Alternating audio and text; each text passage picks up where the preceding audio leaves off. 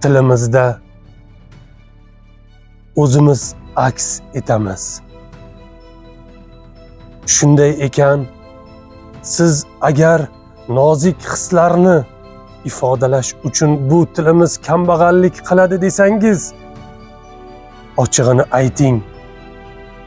Undan ko'ra bitta qolmay qirilib ketganimiz yaxshi emasmi?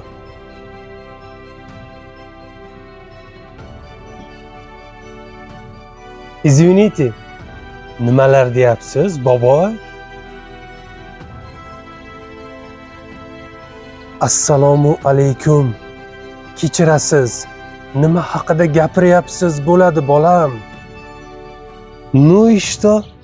Nima farqi bor sizga? Farq shundaki, senga o'xshaganlar bugun tilini, ertaga millatini sotishdan ham tonmaydi. Obbo, cho za problema, bobo. Nimalar deyapsiz? Nima xohlayapsiz o'zi mendan? Muammo shundaki, siz tinch va osuda hayotda yashab, ilm o'rganishingiz uchun jon fido qilganmiz, bolam. Shu yerida avf deyishim kerakmidi? Yozgan bo'lsangiz, o'zingiz uchun yozgansiz. Tushunyapsizmi? Yosh avlod, qayerga qarab ketyapsiz?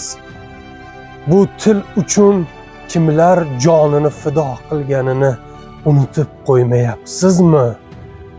Tak что bir narsani unutmang.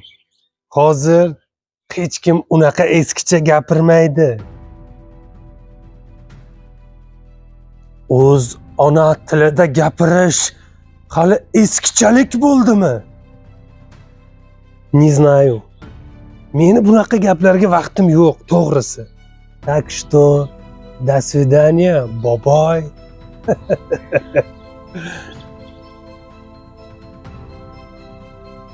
Mayli.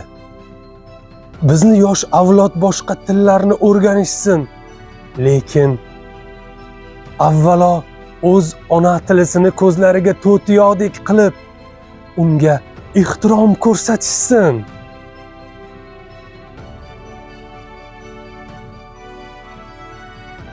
Nima ahvolga keldik?